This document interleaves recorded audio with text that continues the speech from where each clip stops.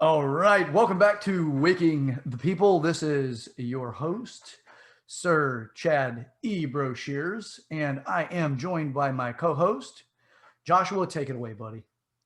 How's it going, guys? So we just wanted to say thank you guys for the support. Thank you for the comments, the likes, the stuff you've been doing. But we actually want to start pushing more towards Rumble. Chad kind of turned me on to Rumble. I still don't know too much more about it, but it seems to be the better way to go. We're going to get more views. YouTube's kind of this giant mess. So you can follow us there at Waking the People is the name of our page. So if you can, please transition. If you like our videos on YouTube, please go follow our Rumble, because going and moving forward, we're probably going to transition more to Rumble. Yeah, we are still going to be using YouTube. We're going to be using other sources or other platforms, but I really feel that YouTube is still, it's not as bad as Twitter in the sense of its public outrage and how much of just a garbage fire it is, but it's a great place to find stuff to talk about. But we've really had a lot of feedback here lately from a lot of the viewers. And one, we're honored, absolutely honored. You guys have just really made us feel welcome and happy to share our positions. And we're not, as you guys know, and you've watched these videos as well, we're not out to try to fight with people necessarily. We do want to have disagreements and arguments in a way that helps us all understand things better, but we're not out to actually make people wrong in the way that we're going to kill them off. We're not a cancel culture movement ourselves. We're more of, let's have discourse, let's have debates. Let's talk. Let's figure out how we have differing views and see how far we can take those views. And we may find out at the end of the destination, we actually agree on a lot. But we're trying to use this as a platform to help bring us together. But unfortunately, some of those views that we have been suppressed by a lot of the media, and YouTube be one of those. There are things that we're not allowed to say. I would say that it is an assault on freedom of speech. It may sound hyperbolic to some people, but the reality is that if you have a limitation on what you're allowed to say, it does start to give us some negative effects. So with that, we again appreciate you guys' your support and continued support. And also exciting news, we do have merch. We're actually going to be building making a lot more merchandise, but we do have it right now. We are using Teespring to produce some of these things. So if you have some desires to find out more, I did publish some of that on my Facebook recently, as far as like what some of these are. I do highly encourage you to read the descriptions, because the descriptions are freaking awesome. Because I wrote them and I'm that narcissistic, I'm going to tell everybody that it's hilarious. So with that, yeah, check them out. It's awesome. A little bit of humor takes us a long way. So with that being said, I'm going to give you a little piece of this. I can love it. So yeah, we're upgrading everything. So at some point in time, Joshua and I will actually be in the same room when we do these. But in the meantime, right now, we're still doing it using some video share technologies and recording. So with that, Joshua, go ahead and grab something. I'm going to address the fan in the background and the light, because I can see it may be a little distracting for our Facebook audience. But if you want to go jump on one of our subjects, there's a lot of crap to cover from this week. Everything from Tom Brady being a racist to stupid to the Gorilla Glue girl, which why the hell is everybody going nuts over that? Watch the video, you realize she did it on purpose. Are we that freaking bored with our life? We need to sit there and lie about this, by the way, which I'm going to attack that one. Because I don't really give a damn about her doing it as much as, like, yeah, it's stupid. I care that she's trying to sue them. That's so stupid. It's even admittance that she did it on purpose. But anyway, a couple subjects. But I'm going to go and have Joshua take over for a second, like scoot back and fix this fan light thing. It's actually one of the unique or the positives of doing this kind of content is that there's constantly new stuff every day coming out. New inquiries, just all kinds of new news across the world, across the country. So it's almost hard to pick. It's like, which one do I pick? The few that stood out to me, and actually one released last night, and this is something that I've been telling people for months, and I still cannot believe that it took this long for this information to come out about the New York governor Cuomo, right? About him manipulating him, not sharing a lot of information about nursing homes in New York. And literally, I was talking about this in November, like pre-election, December time, about how they improperly allowed people who were not tested for COVID or had COVID to enter into these nursing homes, right? Into a population to where there was no COVID present. He allowed, improper use of protective equipment, improper use of, employee management as far as what employees were tested, what weren't. There was no regulation, no checks and balances whatsoever in that area. And then also moving patients who were in nursing homes who had not contracted the virus out of those nursing homes into hospitals and other places where they then received the virus. And unfortunately, most of them passed away. And then when they did, they covered up almost 10,000 unreported deaths of nursing homes and elderly in New York. And here we are all the time. I see on the news about, the media comparing how Florida should be more like New York and California. And here it's just come out. It's mind blowing that this information takes this long to come out. Not to mention that, one, he actually convicted people to death. He sentenced them with the opportunity to try to make it a political position. That pisses me off. I mean, obviously it should piss anybody off, but for him to actually send people intentionally to nursing homes that are infected, to the most vulnerable population, for people that lost their family members, why wouldn't they not actually pursue this in a legal sense? One, get him tried for his position. Does not matter what position you hold. Right now, they're trying to impeach President Trump. They're trying to impeach him over something that, because of the language he used. And here's a decision that was made by Governor Cuomo that was to send people to their freaking death just so that he could get the numbers higher. Do you remember the graveyards they said that they were building inside of Central Park? They were digging ditches or digging holes to bury the bodies because they were so overwhelmed. It's like, it's a fucking act. It's a drama. There's people dying and they're intentionally moving people into places to actually do it kill people faster to give a true death count versus this inflated nonsense that, the person had pneumonia and then they came down with COVID. They overwhelmed the lungs and the lungs could not keep up and they fucking died from it. That's understandable. I'm trying to censor my own language and use freaking, and then I lose it and I start dropping the F-bomb. No, it's true. I mean, he's quoted saying, who cares if they died in a nursing home or died in a hospital? They died. Like the governor was quoted saying that. And what I think is he probably, there's a lot of speculation they did it to manipulate the COVID numbers in New York City. But when it was so terrible and they realized how many people died, they chose not to release that portion of the data.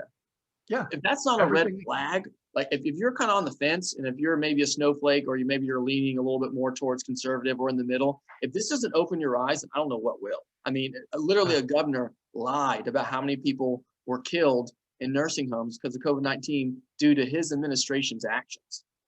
And then that's crazy. He should go to prison. He should be removed, but as the governor, he should go to prison.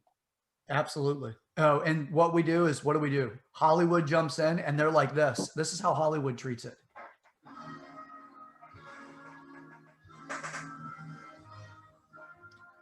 Oscar time, baby. Let's give him some Oscars.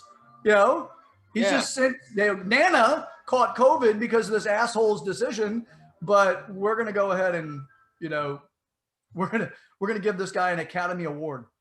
Get the fuck out of here. And this is stuff that President Trump was talking about for the longest time. This is stuff that was called conspiracy theories 3 months ago. And here it is. Information's out.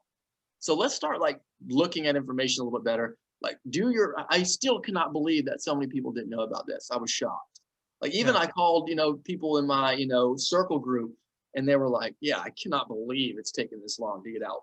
Residents of New York were like, I can't believe this is just now making, the New York Post. What's interesting to me is the deep state, the actual establishment that has been mentioned since I was a kid. Again, I was not politically active. I had no political voice until 2018, other than I had some liberal positions where I wanted to see some things come to fruition, but I wasn't politically active. in any way. I was actually, most of that time, my 30s to 40s, I was on my own spiritual growth and journey.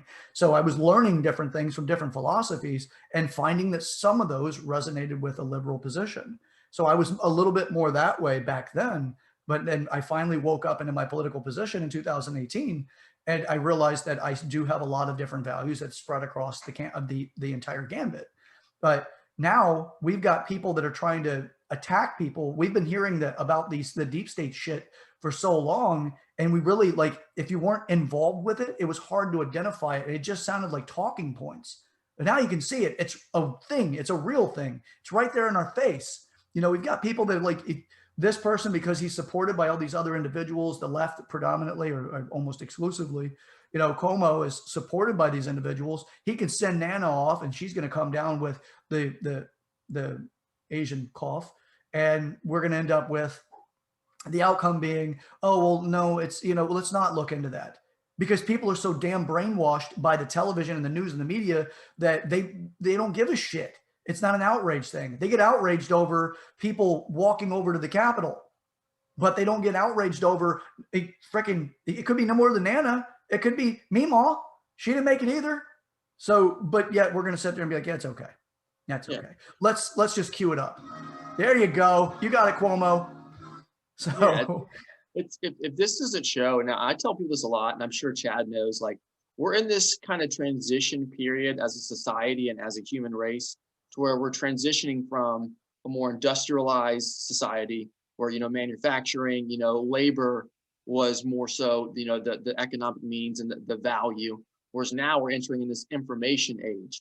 And if this doesn't show you that information is worth more than currency, it's worth more than anything, and where you get the information and how it's delivered and in what frame you give the people this information, it can snowball into something that's insanity. I mean, just look at the COVID-19 situation. This train has been so far off the track, it's not funny. It all started because, the World Health Organization sent out information saying that there's going to be, hundreds of thousands of millions of deaths.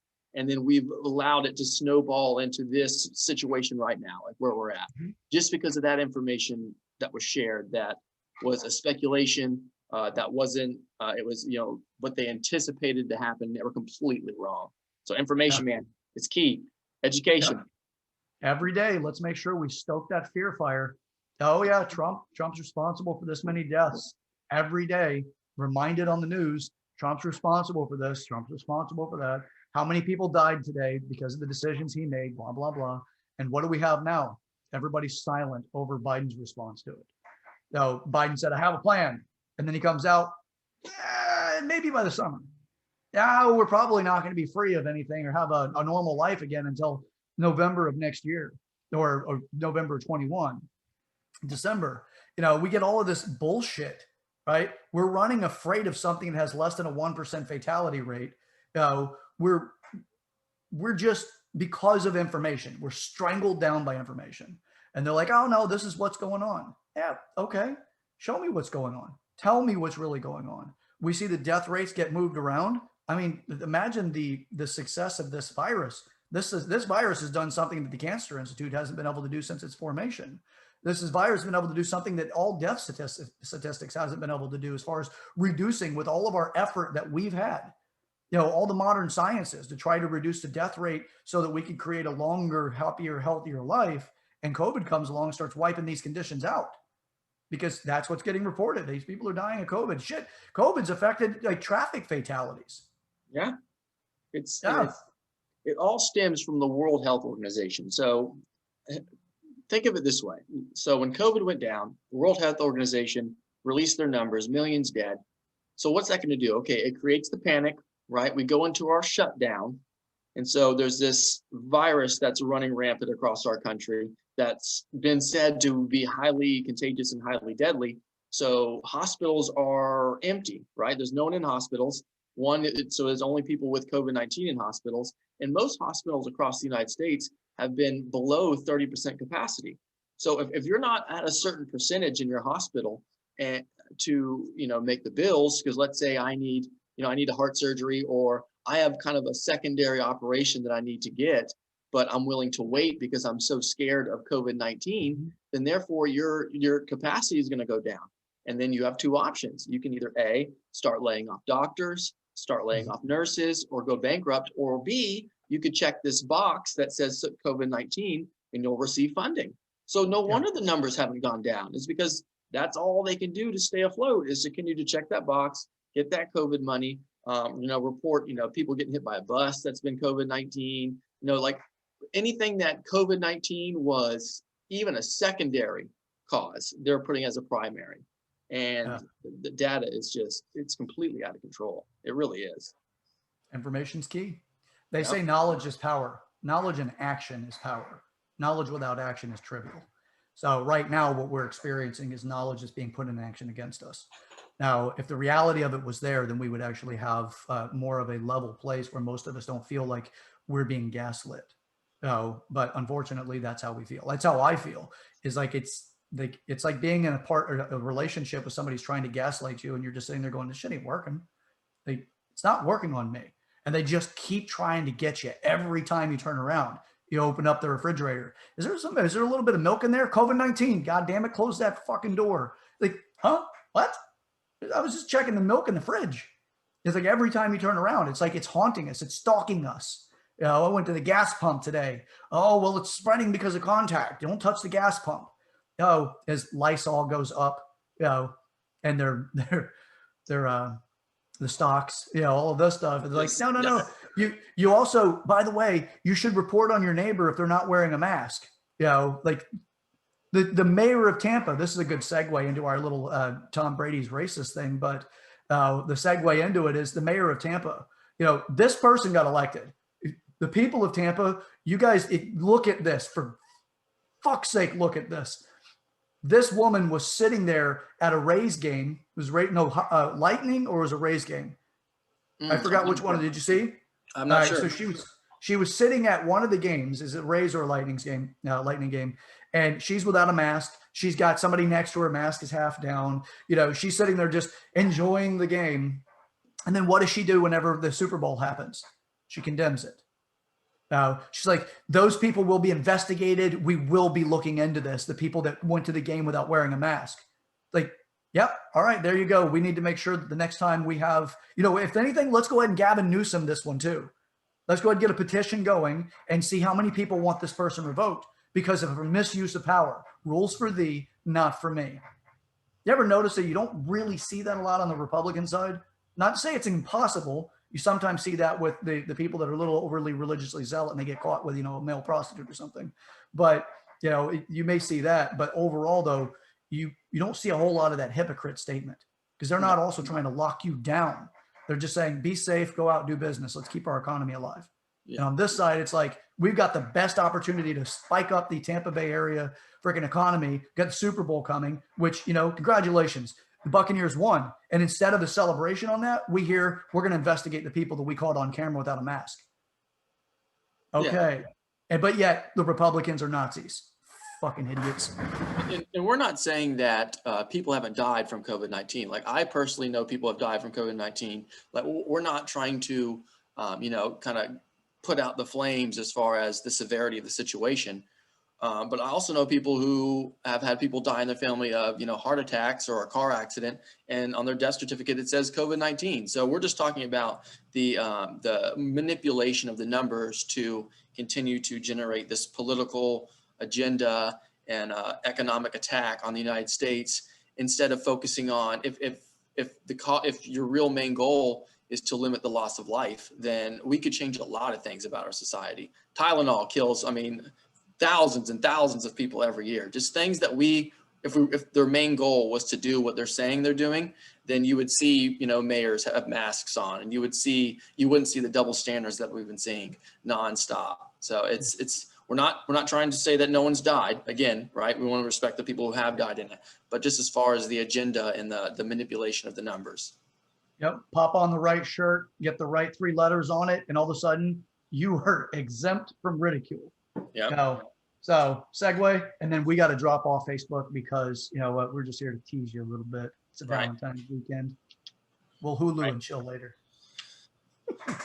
So with that, what do we have? We won the Super Bowl, and then what Won do the we Super get? Bowl. Won the Super Bowl. And this is something we touched on last week a little bit. And I want to just be clear before we get into this kind of stuff. I'm not saying that that racism doesn't exist.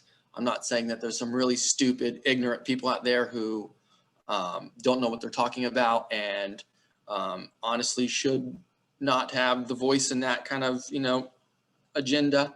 But some of the guilty before proven innocent stuff it's got to stop. I was looking, and you probably haven't even seen this. I bet it hasn't been on any ESPN or any big sports news network. But one of the Chiefs players, Tyron Matthews, him and Tom during the game were chatting back and forth, and I could kind of see what he was saying. So Tyron Matthews was a safety, so he's on defense, and he was playing on a receiver. And Tom kept telling him, "I'm going to throw your way." It was almost like taunting him, saying, "You can't cover the guy that I'm throwing to." So Tom did what he said he was going to do, threw it to the guy he was covering, scored a touchdown, and they continued to jog back and forth. There was some trash talk going on. So next day, the game ends. Tyron Matthews went on Twitter and said that he could not repeat what Tom said to him, or something I will not repeat is what he said. And that's all he said. So he left a very wide description of what Tom could say. And especially now there's a lot of accusations going on, and he kind of opened up the market for people to interpret what he meant. There's a lot. I mean, you can say a lot of words to people that you can't repeat, but the way that he framed it, you could definitely tell there was some kind of racism, remarks that were behind it.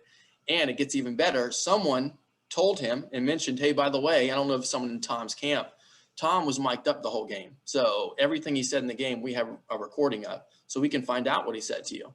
And Tyron Matthews deleted the tweet.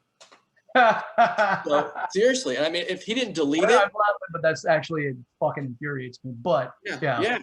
So they were going to try to slander this man's name. As soon as proof got brought up, you're going to delete it. Like, that's not right. Like, if you're going to make an accusation, stand by your accusation, but don't delete the tweet as soon as someone says they have recording of what he said. That just screams red flag. Yeah.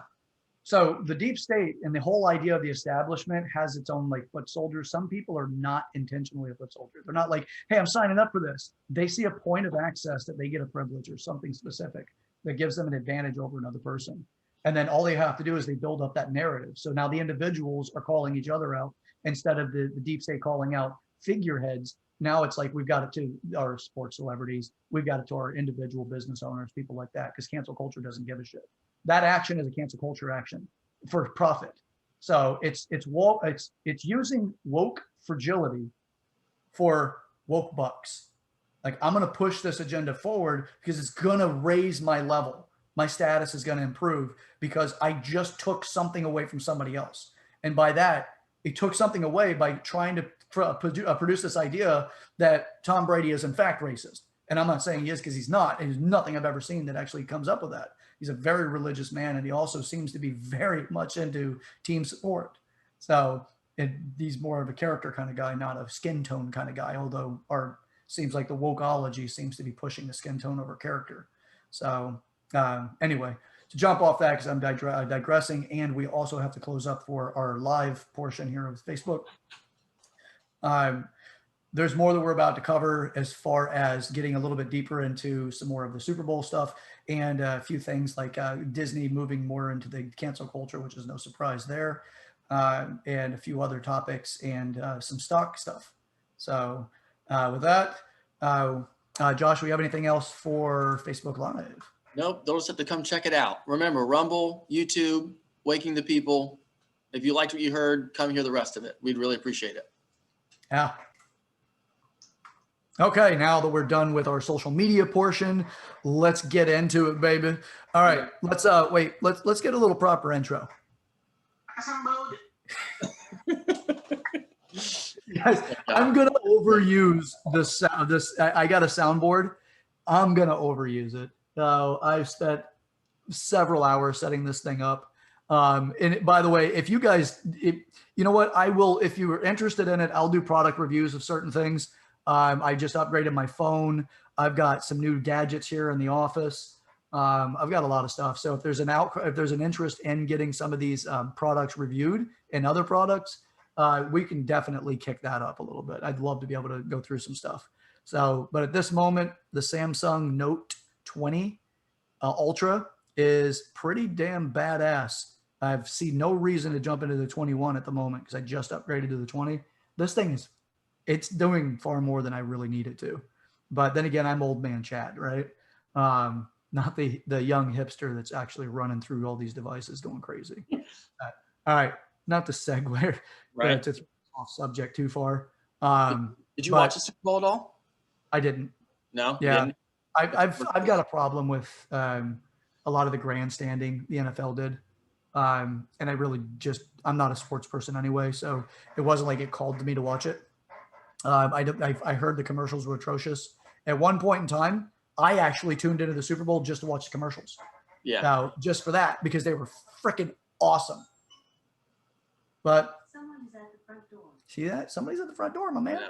This one, like, and again, like, I think some of them were hopefully built with the right intentions. Again, I'm not saying that racism doesn't exist, but I just put myself in the body of like a, let's say a 9-year-old African-American, boy or girl that's watching these commercials that's painting this picture of this world of racism that we live in.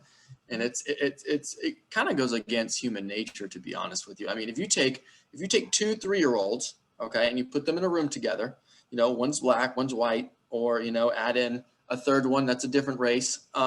None of them are going to have any idea what race is. They're not going to judge each other based on race. They're just going to be kids. They're just going to be fun. They're just going to love one another, interact with one another in various ways. And like racism is something that's taught. So like when you're constantly putting on the TV, then painting this picture of, this super racist world we live in, you're just going to continue to grow that narrative, and it's going to transition from generation to generation instead of, maybe having a different approach as far as pitching it, or maybe actually giving some solutions, because we've yet to see any solution. Anyone who really was on the civil rights movements of 2020, I'm sure you got to be kind of disappointed, because all I've seen is, reform for illegal immigrants, but not too much reform for civil rights and for American citizens. So that's an interesting painting I hope you've seen as well. Yeah, it's so much of that stuff. I actually have something for it, by the way. So the way that I look at it, though, for the longest time, I've listened, again, as I mentioned earlier, I really wasn't politically active with much of anything. I just kind of listened to some of the political talking points, but I cared more about what the depth of information and what things really stood for than what some talking head that jumped up on stage to try to gain a vote would say, to get their point in office or whatever. And I always heard about, like the Democrats use racism as a way to get into office or to hold a position, and that, white liberals are really, susceptible to the idea that racism be so prevalent. And then they assign a group to being racist, which my experience was racism was disappearing. It was like, I didn't even look for anything involving skin color myself. If anything, I just look for a person's character, and I still do. But now I'm reminded every day that I'm supposed to look at the color of the person's skin and consider that they're not having the kind of life that I have, which means that, by the way they frame it, is I have a better privileged life than somebody else does. But I work in a business where I talk to people all the time. So what it is it may not be right here, but it's over there. You don't experience it, but trust us, it's happening. I'm not credulous. I'm not going to trust somebody that it's happening. And every time I do sit with somebody who claims that they've experienced something, I obviously want to, I want to know how it went for them in a way that I could try to support them, because I care. I'm empathic. I give a damn about people. I'm not a sociopath or a psychopath. I give a damn about somebody else's experience. So when I talk to them about it, I look for the details that would separate the experience for them to me. So it's like, have you ever been pulled over and had a gun drawn on you? Yes, I have. Have you ever been shoved into a back of a car without having a back of a cop car, without having any of your conversation actually be heard before you're pushed into the car in a rather abrupt or aggressive way? Yes, I have. To say if you've never had a gun drawn on you, yes, multiple times by officers. Now, is it to the point like every time I get pulled over? No. But also every time I get pulled over, what do? Hands are up. It's visible. And then when they ask for something, I let them know what I'm doing so that I don't create an opportunity for me not to see my family again. And I'm not saying cops are trigger happy. They want to see their family too. And how many videos have we watched where cops gunned down because of 1 second they let that person have it, like an opportunity to do something? You know, they gave them every opportunity not to do things wrong, and they still did it. But then what happens? The media comes in, they frame it. People like that piece of crap, Sean King, jumps in there, race baits his way so he can make millions of dollars and talk like as if he's the representative for all, you know, people of color. When, as far as I know, I believe he's a white guy too, but I don't really give a shit whether he is or not. It's as much as just pointing out the hysteria or the hypocrisy of it. So we get all of that crap and we're constantly pushed this way. So what it leaves us with is we get advertisements that start telling you that you're wrong or you're bad or there's something wrong with you. Stuff happens. Individuals make decisions. Some hold prejudices. But if we don't care about why the prejudice is held and we just make that person wrong, it digs the prejudice in even deeper, because then we make them wrong for it without understanding why it was formulated in the first place. So that's my piece on it. If we don't actually start looking at the details that matter, then we're going to continue to let somebody else tell us how we're supposed to be upset. And I'm not for that. I hate a cancel culture bullshit on both sides. So, and I have something for this. I know that, you know, you're ready to throw something in there, but I do have something for you and also for our audience. This is how I feel about the Super Bowl and a lot of these companies when they jump on this political campaign to try to up their opportunities for sales, just like Gillette did with the whole anti-masculine thing. And the Super Bowl with was it Chrysler or Jeep? Jeep did something also with Bruce Springsteen. Oh, he did. So I got something for everybody. And here you go.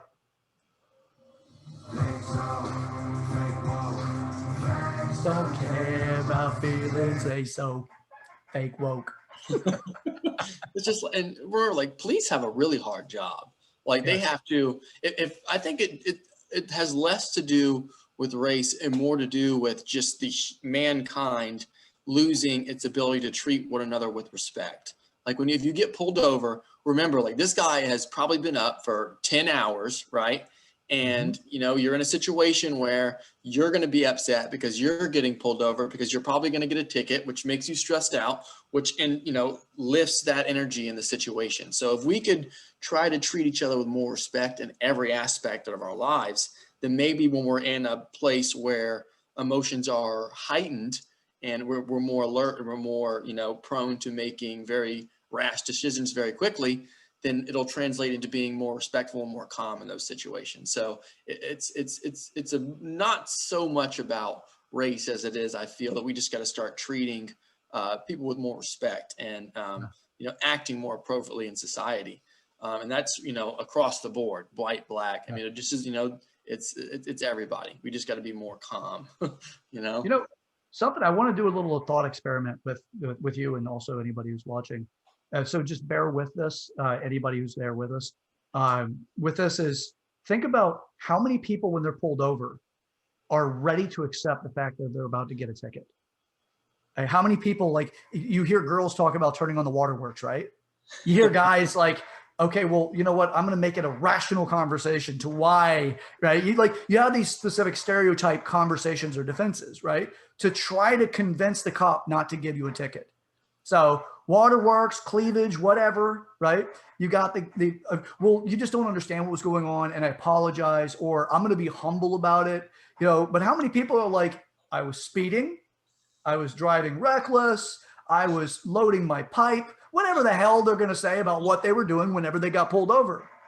But if you think about what is some of the benefits if you act out, especially if you fit a category that you could say that the police were being brutal or that they were unfairly spotting you out or profiling you.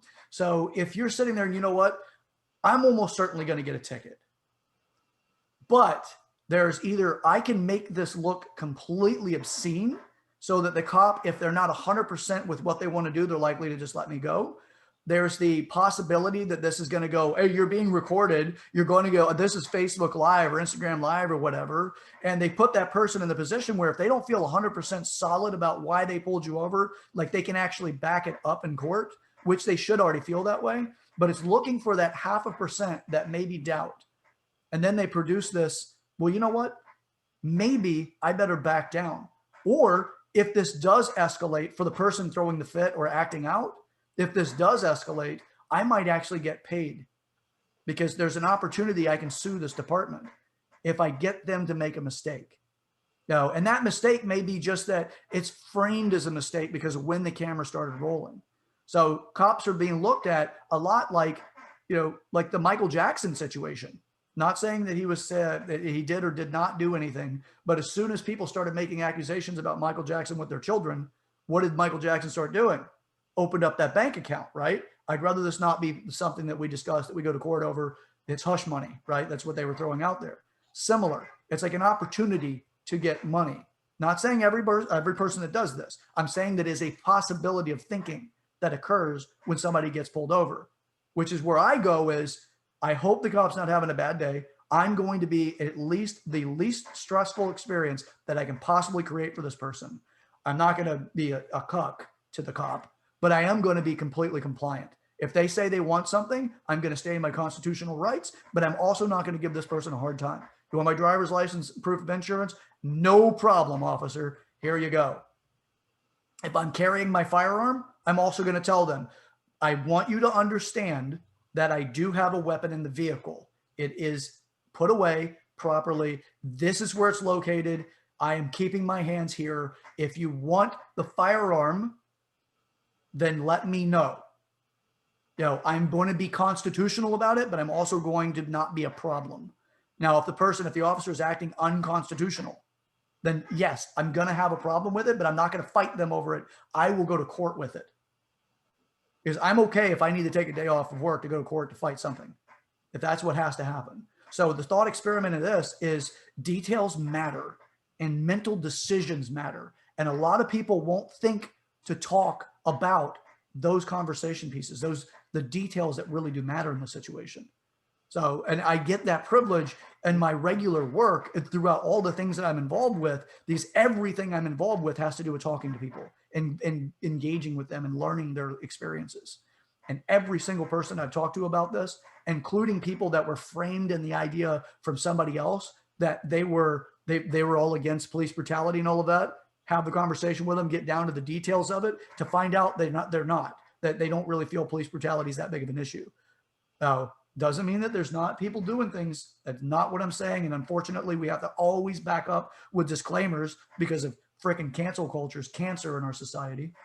But anyway, thought experiment's over. Yeah, no, just to add a little bit, and like Chad said, I'm not saying that police officers need more training, because they do. So likewise, if I'm, the one who's being detained or pulled over, I'm going to be nervous. The police officer needs the mental training and the physical training to understand and, control the situation where they are also in a state of stress and elevated emotions and elevated tension. So it works both ways. People need to, respect police officers more in that situation and just be compliant inside your, constitutional rights. But the flip side, we need to make sure that police departments are training their, employees. Like, for example, the Wendy's shooting, where it took 2 guys couldn't subdue 1 drunk guy. I mean, if you give anyone who's got 2 years of wrestling experience and they go into a police officer, that guy ain't going nowhere. He's still alive, so we need to be more respectful, but also police officers need more training as well. Yeah. And I would venture to say that even in that situation with the Wendy's thing, those 2 officers had hesitation because of how excited everything is. And also the way their mayor was handling them in Atlanta. Because I believe it was the mayor, right? It was the mayor of Atlanta also was cuffing the officers with the restrictions that they were putting on them, the pressure they put on them. So think about it for the police officer's perspective. Again, I'm not a sycophant for police officers. I am not somebody who's going to back the blue when the blue does something unconstitutional. I'm going to call it out. I'm a constitutionalist. I don't care either side when they do something wrong, or any side when they do something wrong. And I admit when I'm wrong. So with that, we have cops that will show up. How many times does an officer show up to something that they are wonderfully happy about being there? If they show up as the savior, they have to deal with what they're saving the person from. All right. They've got a woman that's being beaten by her husband or partner, whomever. They got to show up and deal with the humanity of seeing a person that just got brutalized. I know the other side. They show up. Who's going to tell the truth? They have to understand who's telling the truth and who's lying. So, yeah, you got to stop for your cup of Joe once in a while. Right. It's But it's a mutual understanding. Again, I like your point brought up about how we have to stop enabling people to do their jobs through media, through creating narratives, through, sharing information like we talked about earlier.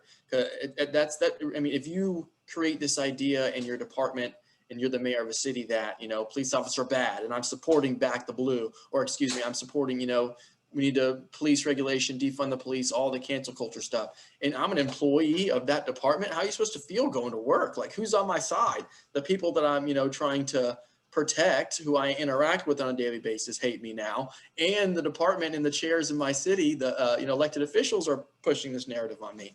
It just puts people in a bad situation. Bad things happen. well, it's also if you're less able to defend yourself. Now, officers are given multiple things to defend themselves with in order to subdue somebody. An officer's job is to protect the peace. And if somebody's disorderly, the laws govern what the peace is. So the officer's job is to protect the law in which we're supposed to abide by. And if we're not abiding by it, then we have the police are supposed to help correct the situation. So they're given certain ways of doing that. They have like pepper spray type, they're pretty sure they get pepper spray in all departments. Maybe they don't know, but in some. You get their baton. They have a little bit of this. This is pain compliance, okay? Not meant to be comfortable. Right? You have pain compliance elements. They have tasers. They have a lot of different things. So when you talk about defunding the police, you're talking about reducing their training, reducing the things that they can actually have available to them. Not all not all police departments actually have tasers. They may not have a budget for it. And if they don't have the budget for it, what else do they have? They definitely will have a firearm. That is a guarantee issue when it comes to a police officer, a legal police officer. They'll have a firearm. So now with that, if you say the person doesn't have any training to fight with physical defense, if the person doesn't have, batons, tasers, all these things that go on the chopping block when you have a defund movement, now the officer is going to have fewer and fewer resources to protect the peace. That's their job themselves, so they can go home to their loved ones, and then also protect the person that they're trying to correct their behavior so that they stop acting disorderly or dangerous. So you reduce all of that and you're making them put into a position. Do I stay in the position and work where you can actually force a good officer out because their safety is becoming more and more put at risk? Or do we, just let this person get away and continue to cause harm? There's too many things that go into it when we defund the police. Now, they use the military type tank things or APCs, things like that, as to say that no police department should look militarized. Framing is everything. If you have a situation where there's a standoff, you're going to want to make sure that the officers can get to the person that is the problem. They have hostages, whatever it is. You don't want an officer to die. You don't want the person that they're holding hostage die. And ultimately, you'd really rather the person that's taking the hostage not to die either in most instances, right? So we have all of this stuff, but we're saying, okay, well, we're going to remove these protections from these officers. Now, for the other side, to play devil's advocate, when you do have officers that are overzealous, drawing their firearm on a 16-year-old child, I was that 16-year-old child. That can be a little overzealous, but in hindsight, at the moment, it put me in a huge state of fear, but it also, in the hindsight, what I was doing was not justifiable for me to defend why I pulled the firearm on me. It was justifiable for the officer to have pulled their firearm, but it scared the shit out of me. And I did not think what I was doing was something that could be that dangerous to the officer. But the reality was, it was something that I could. 16-year-old child can kill anybody. They can. And it doesn't need to be a firearm. Firearms just make it easier, but it doesn't mean that that has to be it. So with that, devil's advocate, you get an overzealous officer, they're out there. They're human beings. And you also have the officers that really care. They're trying to do a good job. But I'll tell you what they don't show up to. They usually do not show up to where they're being celebrated and good people, where they're being, appreciated for what they do. They carry around a lot of psychic garbage, a lot of stress, because that's what their job asks them to do. And they said they were willing to do it. But then what do? We have the media, we have politicians stoking the populace, using their own dog whistles that they claim Trump used, And they use that to get people angry, aggravated, so that they could push these people to actually do things that are going to make them more likely to give a cop an opportunity or a need to defend themselves, and has to get to the point where you're now having the self-fulfilling prophecy that's going on. And who really benefits? It's not the people, it's the politicians, it's the media, because the media gets their money. It's who they're actually telling you you're supposed to be upset that really benefit from it. We had a pretty damn decent organized society prior to this big push that we got from the left to piss everybody off. Not leaving Trump completely scatheless, but mostly what we see is just everybody telling you how you're supposed to react to Trump from the left. So, all right. Yeah. Ted rant over. This train is so far off the track. I mean, now I saw a couple of days ago, I think it was Thursday, that the Biden administration was talking about restricting non-Florida residents from visiting and coming to Florida due to our supposedly high or increasing coronavirus cases. Now, I've heard a lot of people talk about, civil war, revolution. This is the first time in this whole shebang of this political nightmare we've been living in that I was like, this is seceding type of stuff. This is like to say we're not going to allow you to, grow our economy. I mean, Florida, our number one economy is tourism and hospitality. That's what we live on. And so you're going to restrict people from, coming to Florida when you got, now yesterday we saw that New York is out there just hiding up evidence of all those people dying. And you're going to, criticize and shut down Florida because we are actually ahead of the curve. And we have cases going down by 30%. We have hospitalizations going down by 30%. Everything. We have some of the most vaccinations in the state, the country, not the state. So we have the most vaccinations in the country of people 65 and older. Like, we are ahead of the curve, people. And that's why they're mad, because they're saying that it's working. So if they can shut down the economy a little bit, and maybe, the media will have a little bit more curve on as far as attacking the virus cases in Florida, then that can constitute shutting down our economy. I mean, it's insane. That's the craziest thing I've ever heard this president say. Yeah. Look, the absolute hypocrisy, and this boils my fucking blood, is this. And again, I'm dropping the F-bomb, I have to bleep that. What's boiling me out like crazy is that they're coming after Florida the way they are because it is a non-President Biden supporting governor. They're coming after Florida. And I said this months ago, this is what they're going to do. So they're coming after Florida to try to wreck Florida's economy like they did with the country so that they can make Trump look bad. They're going to do what they can to make DeSantis look bad. So here we are. We're going to restrict law-abiding citizens from being able to travel around, and they're going to be forced to they're trying to force a lot of unconstitutional laws on us. And then they're going to allow people to come in the border unvetted. All these people crossing the border, they're not being tested for COVID.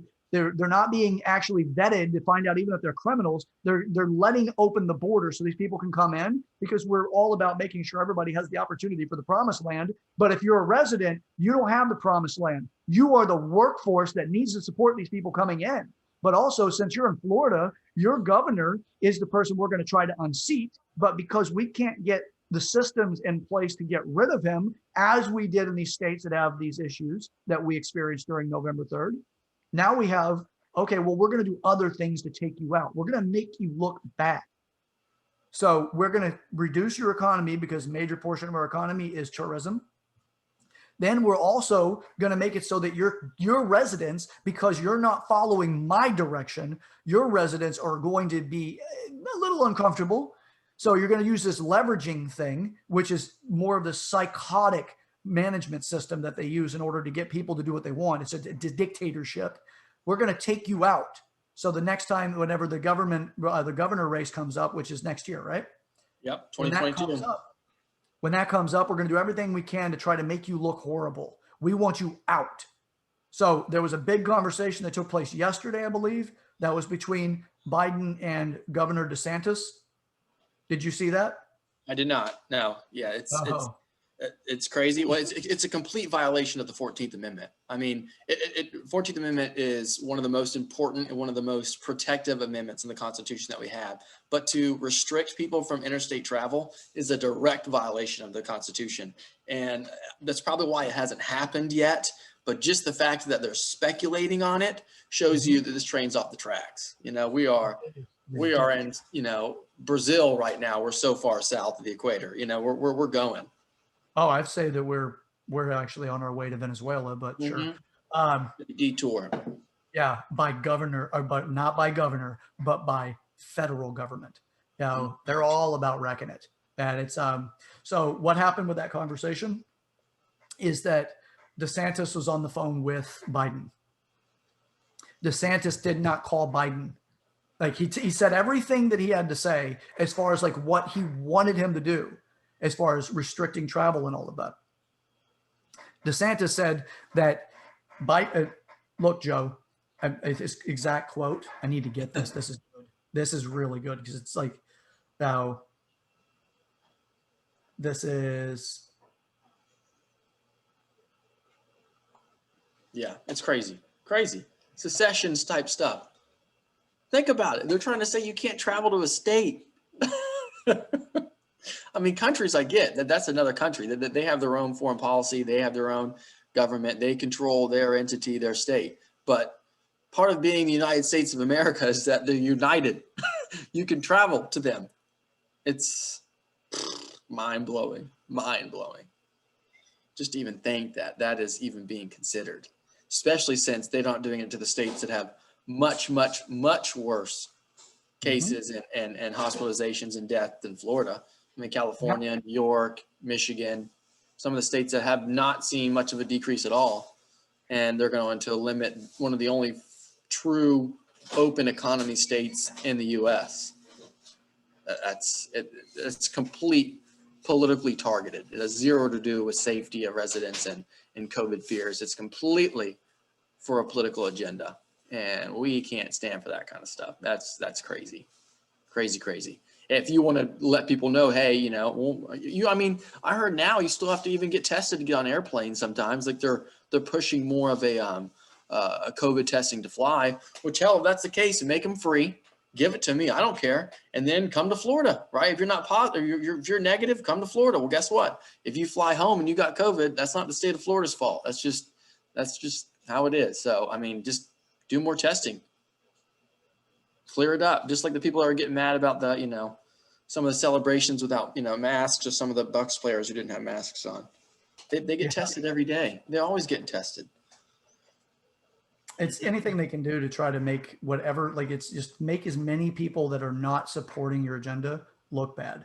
Yeah, I'm still pulling this up. I did come across, I didn't save it, unfortunately. So, and I don't want to misquote it because it's actually really good. And it's a fantastic talking point. And I guarantee you we're going to see a backlash on this also during the 2022 government run, or governor run. It's going to keep getting worse. This train is off the track. Choo, choo. We're just going, you know. This is how the Dems feel right now.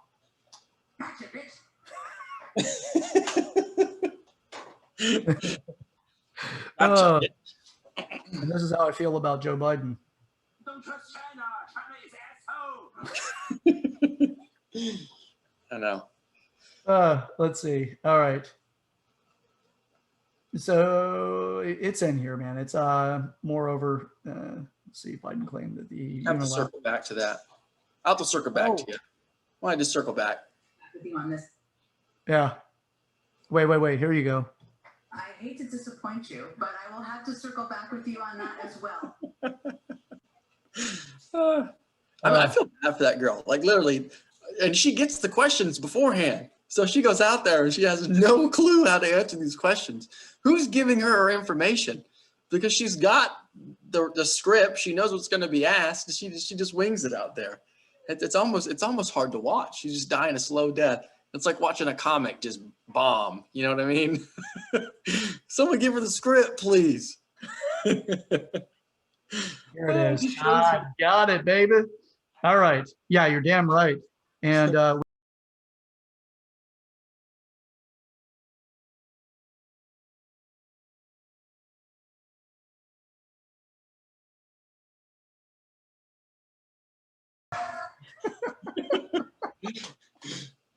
right, here's the quote. This is coming from realrawnews.com. All right, so there's quite a bit to it. I'm not going to read the entire thing, but it was the fact. Okay, so the deep state doctor replied affirmative, telling DeSantis that he expected the prevalence of the UK variant to double or triple every week to 10 days. So, Governor, do you want to be responsible for reinfecting the nation? Truth is, we don't even know how effective current vaccines are against the UK strain. DeSantis told Dr. Fauci he trusted his own health authorities over financially incentivized federal officials. How much do you stand to earn from these vaccines, Dr. Fauci? And Joe, if you continue with this course of action, I will authorize the state National Guard to protect the movement of Floridians, DeSantis said. Address me as Mr. President or President Biden, Biden said. I will not. And you can go fuck yourself, DeSantis said before hanging up. DeSantis is my governor. Holy, for real. I love that man. I got to tell you what. That's actually how it went down. That's how it went down. That's quoted directly from that source. Yeah, exactly how it went down. So I got to tell you what, man, I'm going to scream it from the rooftops. You better make sure that man stays in office. He runs again in 22. He's damn sure better. And I can't tell you how many people are going to try to jump ship on him or try to leverage against him over teachers union bullshit, over, all these different things, like why he's a bad governor. They're going to throw statistics. They're going to throw as much at him as possible to defame him. And it's going to come from the federal and from whoever's running in statewide. So it's going to be an ugly show come 22 elections, but we need to do what we can to make sure our state is protected. That man cares about our state. That man right there is saying, if I need to use the Florida National Guard to protect the citizens of Florida to travel, he will do it.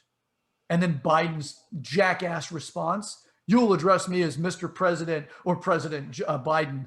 Dude, awesome, DeSantis. Absolutely. That's my man. Hell yes.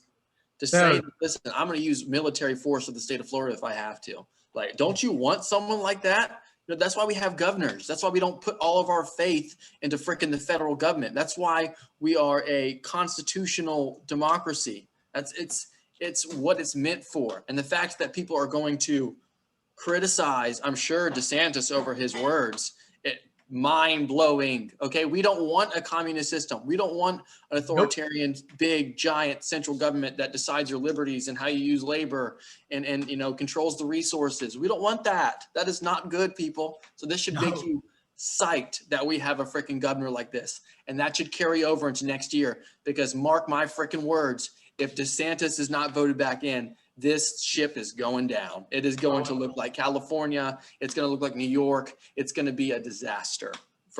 I'm not exaggerating. It really is. Yeah, but they'll go after every single official too. Polk County Sheriff, guarantee they'll go after him. Judd, dude, Grady Judd is the man. This state is in a good spot. What does Sheriff Sheriff Grady Judd say about people coming over to try to protest that turns into looting and rioting and home invasions and the rest of that stuff? Do you remember what he said about that? Mm-mm. Dude, he's awesome. This is not an exact quote, but what he said is basically, our people are armed and I am not prepared. I am not going to be arresting these people for defending their property. Now, if you come trying that in our county, you're going to find yourself in a bad spot. Oh, you mean the Polk County Sheriff? Yeah. Oh, he's like the front runner. Yeah. He's the front runner, man.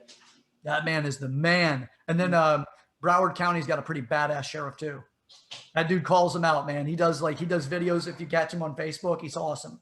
He does videos where he actually he just defames the person. He puts them out there for what they did. He gets their name. Everything's legal.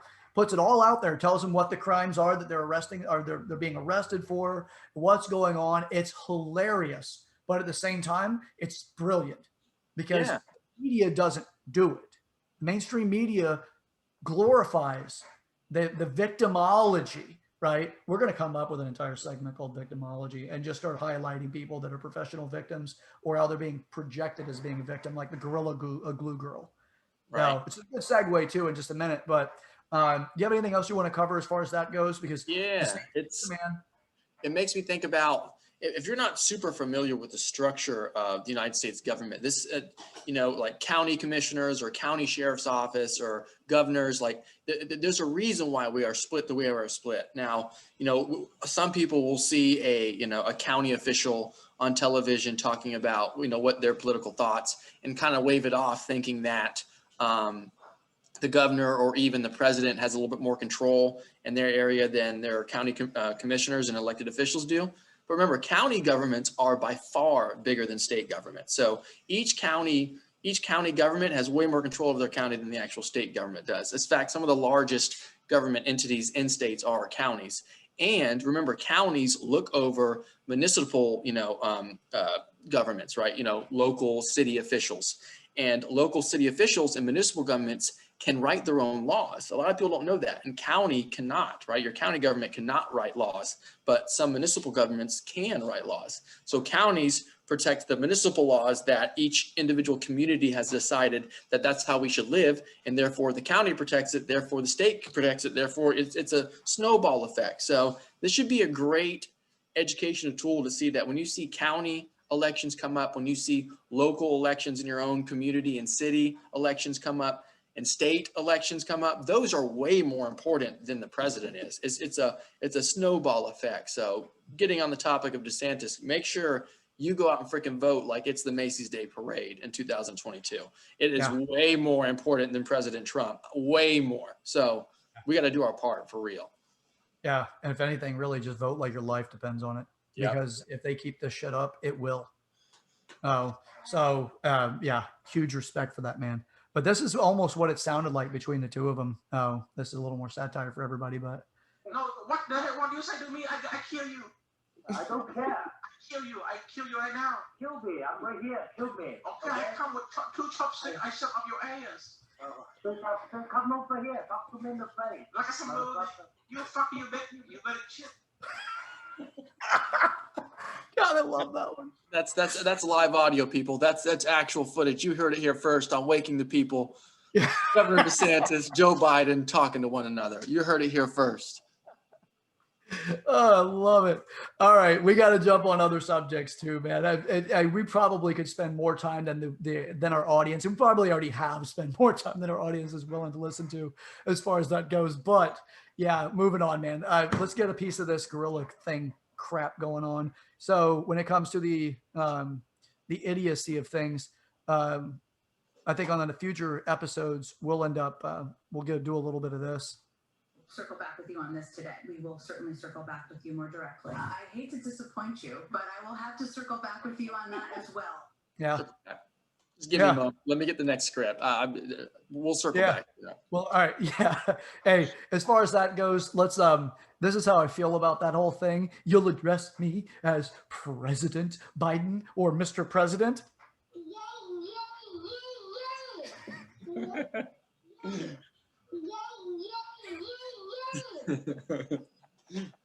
not familiar with that? That's a baby saying yeet. Yeet. Yeet that shit out of here. Yeet it. Gorilla Glue. All right. Gorilla Glue girl. All right, I'm going to say my piece on this. And this is another one of those TED rants for you. So as far as that goes, look, the girl, if you watch the video, so I've listened to this on the radio. I've listened to it on videos, people doing their own commentary on YouTube, all this shit. I am so incredibly tired of the sensationalism that's going on where they take something and they turn it into something it isn't, which is, pisses me off. So if you watch the actual original video, this girl tells you she ran out of her hairspray or hair product and she found a can of spray adhesive Gorilla Glue, and she decided, she made the conscious decision to spray that in her own hair. Okay? She made the decision. She is responsible for that decision. Gorilla Glue clearly has it listed on there what it's used for. So, to be fair on one side, the punk rock scene has been known to use Elmer's glue for some time for different hairstyles and stuff. Probably you'll find it in EDM and other places too, where it kind of like adopted some of the styles. That's not the same type of adhesive. So there's one piece. The thing that really pisses me off, I was listening to a local country station on my way into work. They brought this subject up. The way they talked about it, I'd already watched the video. And as I was listening to it, I'm like, you people are freaking liars. So what they said is, they're like, well, this woman mistakenly used this product. She did not. She intentionally used it. They said she mistakenly used it, framed it like she accidentally grabbed the wrong can, because she's not stupid enough for this, obviously. Now, there's a little catch at the end of this too, by the way, and I'll get to that in a second. So she takes, and she supposedly mistakenly sprayed it in her hair because it looked, their words, they said it looked like the product she was used to using. And she does slap her head. Like, I think it's 2 times she slaps her head, just like pap, pap. And she's like, listen, pap, pap, that's my hair. No. And then she starts doing the clapback stuff where she's like, listen to me, you don't understand. This is what's going on. And what they said that was happening there is that was her slapping her head the entire time. It was not. It was her clapping her hands. So she's going on talking about, like they're talking about how like, well, this poor girl and it was such an accident and all of this. And they just tried to sensationalize it to make it worse than it is. To try to make it like there was somebody else that probably does have some of the responsibility so that they could try to appease their listeners. Most of the listeners are not going to go to find the actual source material to find out what really is there. So this gets even better. She now is talking about suing Gorilla Glue for their product. And an attorney has taken up the case. What? This is the craziest thing I've ever heard. Clown world. Clown, this is news. So if you leave your toothpaste, okay, next to your hemorrhoid cream, and you wake up at 5 a.m. and brush your freaking teeth, and you use hemorrhoid cream instead of toothpaste, it's not hemorrhoid cream's fault. It's your damn fault. So if you put Gorilla Glue in your hair, it is not Gorilla Glue's fault. There was not a spokesperson, it was not an employee from Gorilla Glue that was in there spraying your hair. This is You're like, oh, girl, I'm going to get this all taken care of. We're going to make you look so good. You're going to have some shine for days. Oh, you're going to shine for months. Here you go. Let me get a little bit of that on there. Oh, just a little bit right here, there. No, none of that shit happened. She did it to herself. So, but what are they doing is so many people are coming out. They're talking about it as if it's different than it actually occurred. And how this is going to get again to the point, what'll end up likely happening is it'll be likely that Gorilla Glue will give hush money. Or we're sorry about it, because what they're doing is if you get enough public outrage, enough people, even though they're ignorantly updated on this, they're going to go back and be like, well, let's boycott Gorilla Glue. And then Gorilla Glue will sit there and look at it and be like, these people are stupid, but we don't want to lose market share. By the way, Gorilla Glue is ridiculously effective. So ridiculously. Let me get this straight. Just so I know. Unbelievably strong. Just so I know the full story, because this is the first time I've heard this. So what happened was this girl put Gorilla Glue in her hair, hoping it would act as hairspray, and now she's suing Gorilla Glue. Do I have that right? You got it right. She intentionally put it in her hair. Well, why is that Gorilla Glue's fault? I'm sorry. Oh, God, here's a little piece of this, man. This is so much of this just showed up.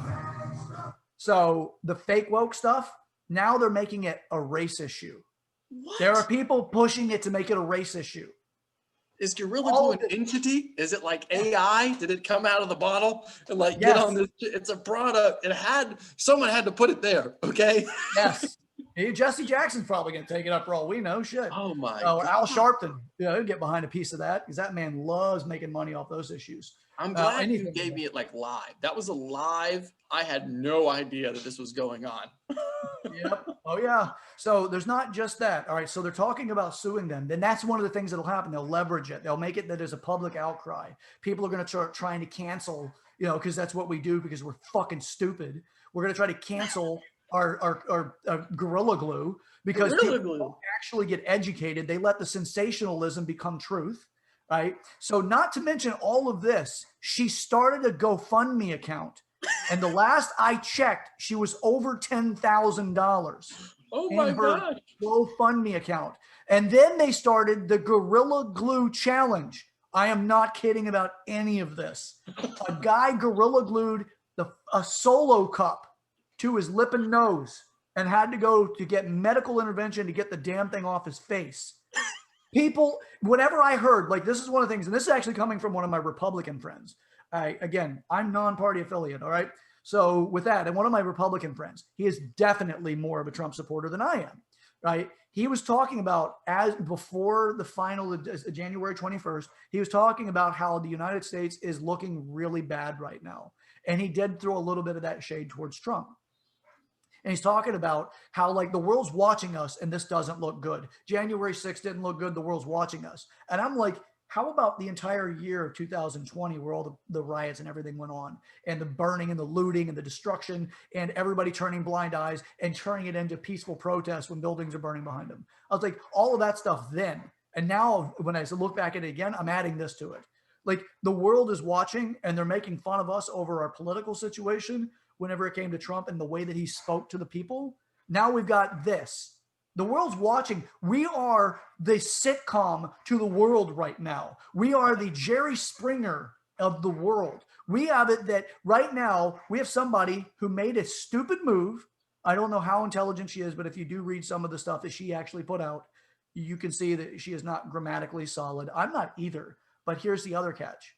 She put a lot of stuff out. She's not using proper grammar with what she's doing. She's showing that she's not, attention to details really don't matter much, and that there's opportunity for profit. This is like the McDonald's coffee burn thing from back in the 90s kind of situation where let's just get rich as much as let's capitalize on it no matter who's going to be able to pay it. Let's make somebody pay because I can't be held responsible for my own actions. So she is a teacher. She teaches our youth. So she is a teacher. Yeah. Well, And she first put that video out as a warning to other people, don't do it. Now she's trying to get money off of it. oh my gosh. So if, And if I she- buy if I buy furniture at IKEA and I run into the damn thing at 3 a.m., it's IKEA's fault. That's what that means. You break that toe. You know, it doesn't even have to be that. Let's face it. You can grow your hair back. I'm pretty sure she'll be able to grow her hair back. Yeah. But if you break your toe, imagine how much IKEA would owe you. Yeah. Jesus. Cause and effect. Cause and effect. Think about what caused it, and if you do something, there's going to be an effect to it. Don't put Gorilla Glue in your hair. That's what I mean. Oh my gosh, I'm This blown is away. also, I can imagine which politicians are going to get behind this too. I did not know if I was going to make it to the end of that day alive. Yeah. And not just in a general sense, but also in a very, very specific sense. Yeah, I'm sure we're going to get a little bit of that support too. You know what though? But as far as the Gorilla Glue goes, maybe that's going to be the defense. Maybe they'll actually put that in the lawsuit. I don't even think it really will get to court. Although if it does get to court, good for Gorilla Glue versus paying it out before it becomes an issue. Yeah. But I guarantee you that it'll be something. So, all right. You got me crying tears of remorse over the situation enough. Let's move into the next one. Now, did you get a chance to go over much of the stocks or anything for this week? Not too much going on, just more of the same. It looks like now there is going to be some, investigations to what Robinhood and what some of the other larger platforms are doing as far as restricting shares being bought of AMC and GameStop. So it's just kind of more of the same. That's kind of been a little bit more hushed up. I did talk to someone, a peer of mine, And actually, I think we're going to have him on the show eventually, but he's going to be able to kind of explain how cryptocurrency, which is something that I, briefly kind of dived into a couple of days ago, and how that's actually more than just an actual currency. It's actually going to lead to more of what it seems like the majority of the American people want, which is a decentralized currency, a decentralized way of doing multiple things. Again, I'm a novice, but cryptocurrency is actually, you can use it for all kinds of things like programming certain software. Again, I'm a novice and this stuff is very, very confusing, but there's going to be a lot more benefits than just money. So it'll be cool to have them come on and explain to how maybe, if you're trying to get into investing into stocks and you're kind of new to it, you might want to think about something like crypto as well, because, there's cryptos out there that one day could replace streaming services. They would just be, the blockchain would be so strong and so efficient that, our streaming services or our internet right now would almost be obsolete, is the way he explains it. How we're making this jump from like, AOL, right? AOL 2, and now we're into this kind of new internet phase. And now eventually that's going to evolve into the next sector of technology and internet and data storage and centralized, like Google and all these other people that store our data. Well, we'll actually be able to take our own data and allow it to not be manipulated and allow it to be strictly through the blockchain. And so there's, it could lead to a lot of cool things. I mean, you can get information that, is credible. So I'm looking forward to having him coming on and to learn more about this crypto thing, because it could be something that we all need to start thinking about, especially if the things continue the way they are politically, and a decentralized way of doing things might be definitely a positive. Yeah, I'd really like to find out more about it too, because I see that I do have some of my friends that are definitely on a particular political side and not the right, that are extremely aggressive against cryptocurrencies.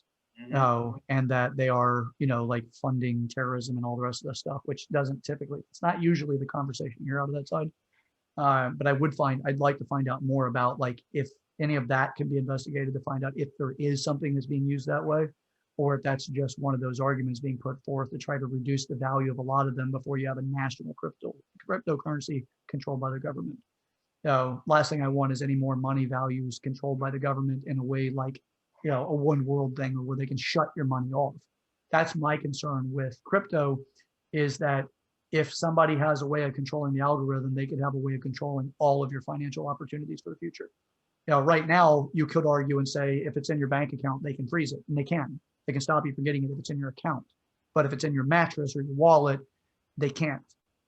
But if you move that away, you move the tangible away. That's my biggest concern when it comes to crypto. Other than that, I just wouldn't want a government to control everything like that, or one world controlling element. I'd much rather that we continue to be able to have commerce between each other and be able to actually exchange without having somebody else that says, you know what, I don't like you. I don't like your political views. Imagine what could have happened to even like Alex J, I can't say his last name, in the event that they pick up it and they decide to flag our videos. But he's been accused of a lot of things. He's got a lot of different shows, or he has a major show that he was on, completely scrubbed from the internet. And when he does go on other shows, they typically will either censor or remove the show or the video because he's on it. Now, with that, imagine what they could have done to him if they actually had control over like completely freezing that, or what they've done to Trump so far. There's a bank here in Florida that has dismissed him and will not work with him, and they actually closed his accounts because of the fact they don't feel like they work with his ideology. Now, that's, to me, there's a lot of problems with that. So, all right. What's cool about the crypto thing is that the way, and I can't wait to have him on. He has his own investment firm that does crypto stocks. So he's an entrepreneur. So he's very credible in this field. And he made it seem like, I always thought of cryptocurrency as strictly a currency, right? Strictly a new form of money where we could exchange trade and resources. He made it seem like that the blockchain eventually will be the new internet. It'll be this chain that connects these networks. Again, I'm a novice, so I could be saying the wrong things, but just the general concept is that the blockchain, once it becomes complete enough, it'll be able to correct any irregularities, any signal or any information that's wrong before it can even happen. So it'll be much more credible as far as giving you exactly what the algorithm or the blockchain wants. So it could be an evolution of the internet in a sense, where we could store our own money on blockchain to where no one could get to it, not even banks. It's just crazy. So I'll have to have him come on and really dive into it. That's fascinating. And I really am. I'm looking forward to it because I would love for somebody to be like, get me to understand where my fear is limiting exploration. Because I'm not going to say I don't have stock in it. I do have stock in it. It's just a matter of like, how much am I willing to invest? And with that, my investment is like, I've limited my investment because it's like, I'm just playing a little bit with it. Not that I fully support it. I'm not against it. I just have my concerns. So therefore I didn't put a whole lot of money in, but I am in there to just see how it works out. But I would love to have somebody on to help me get past the concern.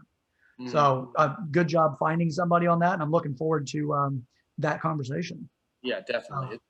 Think of it as the easiest way to think of it is stocks can be, as we know now, right, with the whole GameStop thing and the AMC, they can be manipulated by people or entities or capital. The more money you have in stocks, the more control you have. So stocks is going to be like the cassette tape to the iPhone, which is going to be crypto because it can't be manipulated.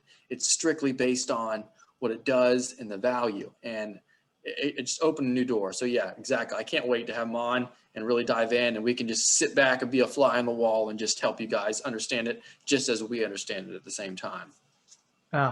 Love it.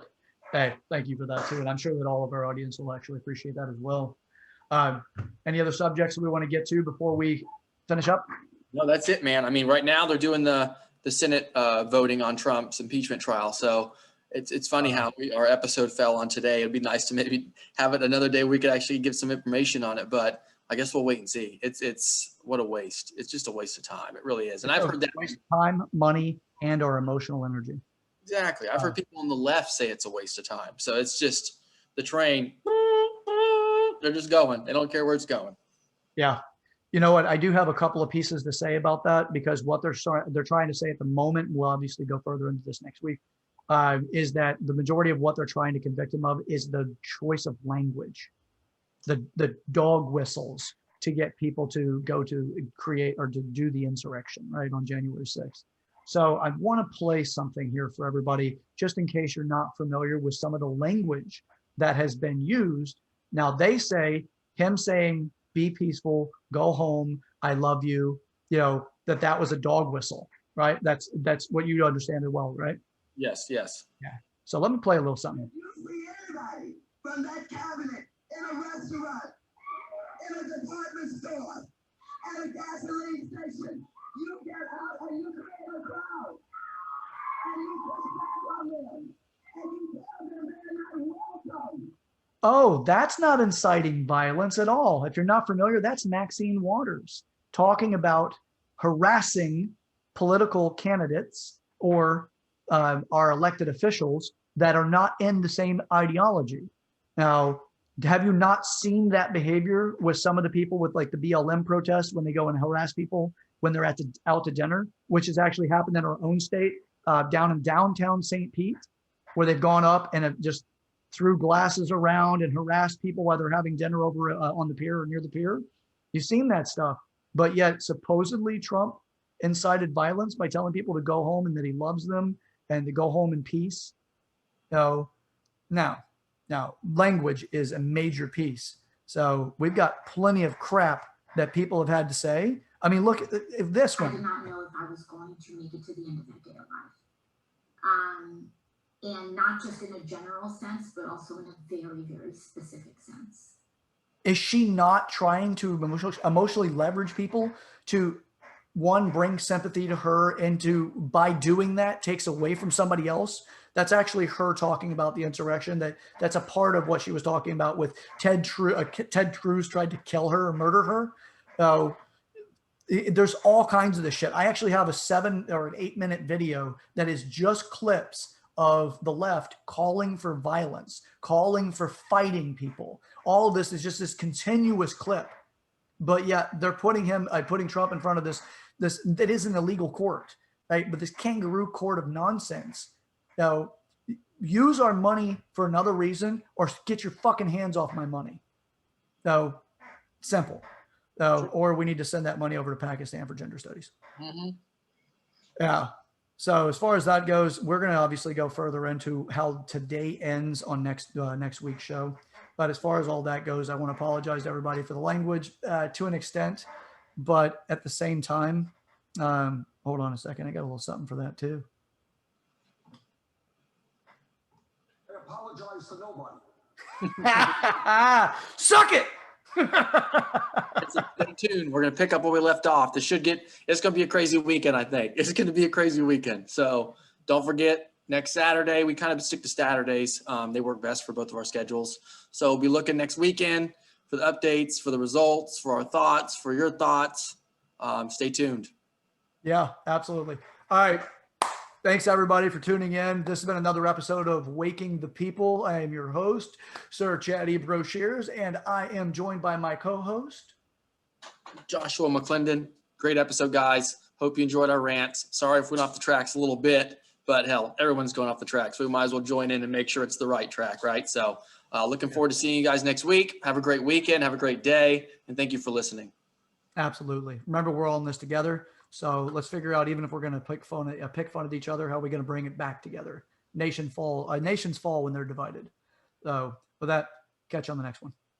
Enjoy. Oh, wait, wrong one.